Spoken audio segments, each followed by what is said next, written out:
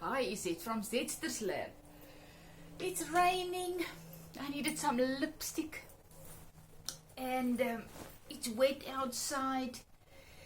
I don't feel like making a video in my little workspace. The men are busy working.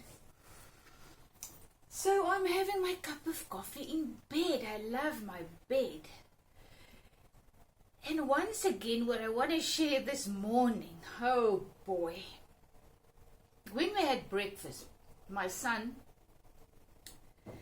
told us that one of his friends from school had a stroke. I mean, a 30-year-old man having a stroke. And I know him. I mean, it's one of my child friends. I mean, my children's friends. I know his parents. And all of a sudden, he just felt too close to home. You know what I mean? And immediately I felt fear starting to rise up. You know, fear doesn't come from the outside. Fear and all your feelings, emotions, and they come from your inside. So fear started to rise up in me, and all of a sudden my mind was starting to spin, and these vain imaginations started to overwhelm me. And that makes me think. I've never understood what it means to have vain imaginations. I thought, oh, it was, you think you're vain or whatever. But now I start to realize more and more why we are told to not have vain imaginations. You know that more than 99% of the things that we imagine never comes to pass, never happens. So 99% of the things that we think never happens. But we allow those things that we imagine, those are the vain imaginations. All those things that we imagine that can happen. And those are the ones, the things that steal our life. And I'm not talking about this earthly life, my house, my husband, my kids, my furniture, my dogs, my nice life in South Africa, whatever. Blessed life, not always nice. Nothing is ever always nice. So we imagine things.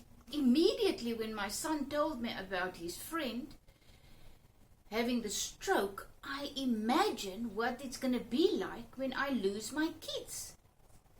When something happens to them. My grandkids. My husband.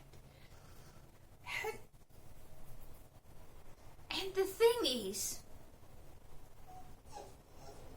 are any of those things that I was imagining happening now, today? I mean, no, not one of them was happening in my realm, in my life now. So why do I allow vain imaginations to steal, kill and destroy my life? Today, this day, life happens now. Bella Blobs, come. My dog is busy with the cats again. Of course, it's raining, so now they're sitting on the roof in the windowsill, and she can see them, and that drives her crazy. Bella Blobs, kom. Kom nou. So that's what I was thinking about. Now she wants to jump up and my tripod is on the bed. Oh gosh, she is never ending, this one. But she's the love of my life. She brings so much joy. She's just a bundle of energy and joy, and teaching me every single day that life happens now. You know, we believe life is what we accumulate, what we have in this realm. So we will do anything in our power to keep it, to hoard, we want to feel safe. So we believe that the things in this world, our relationships, our jobs, how we feel, whatever that's going to make us feel safe and secure and loved and happy. And then something happens, and then there goes your peace and joy and your happiness. But you know what? Back to vain imaginations. Nothing of those things that was accumulating fear in me is happening today. Nothing, not one of them. I've got my one son here, he's now visiting from Cape Town. My other kid is very happily married with 2 beautiful little grandchildren. So they're very happy in Thailand. We speak to them every day, second day. I FaceTime them.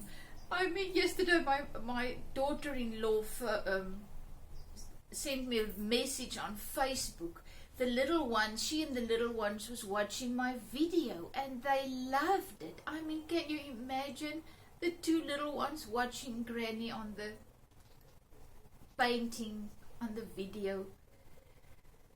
So why do we allow vain imaginations to steal our life today?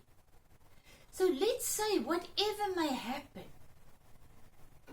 we've got what we need, the river of life, abundant life, the power that is in us. We've got what we need to deal with any situation, earthly situation, that we are experiencing now, today, this day. We have what we need. But I don't have the strength and the power and the peace and the joy and the wisdom and whatever to deal with my vain imaginations, because they're not real. They're not happening.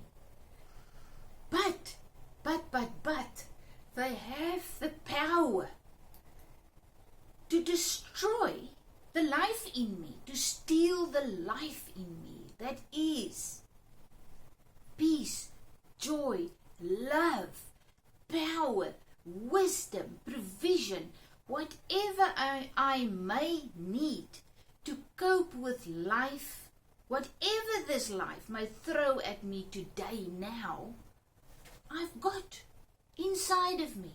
That is my life.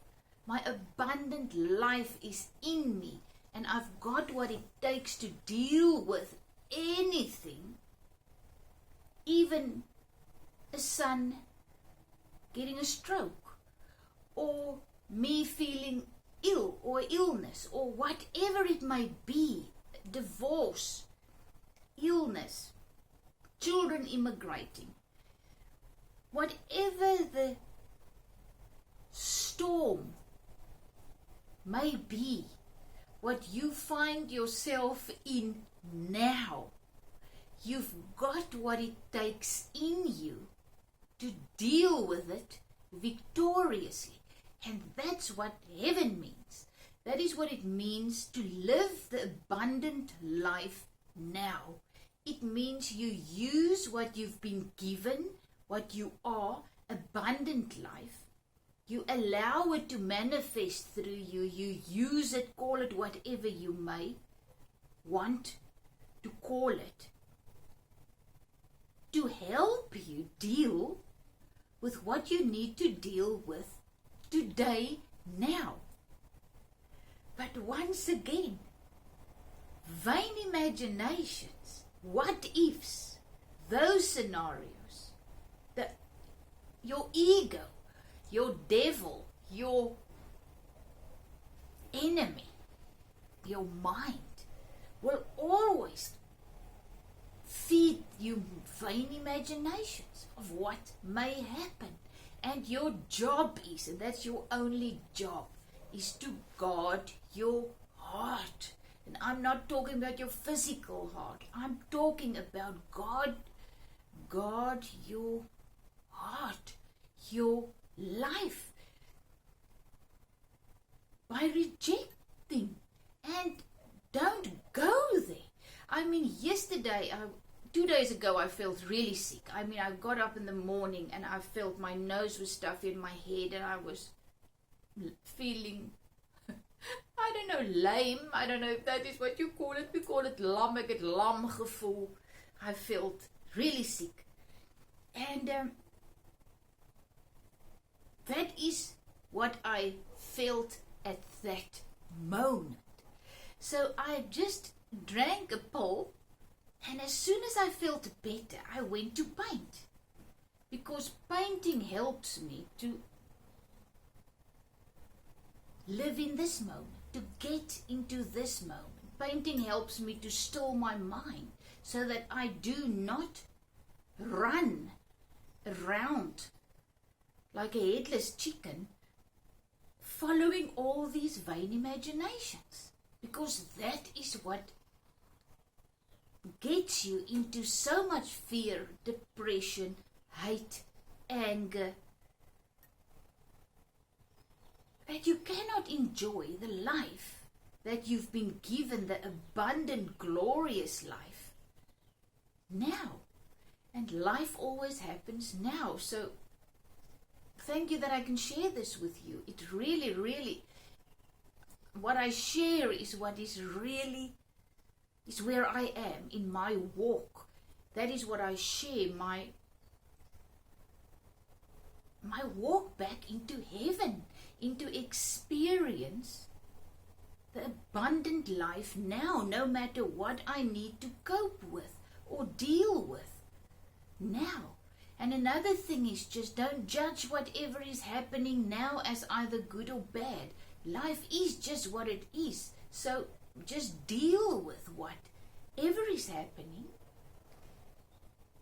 by turning inwards and allowing the abundant life in you to lead you, guide you, give you the wisdom you need, give you the power you need to do what you are led to do. Doors will open.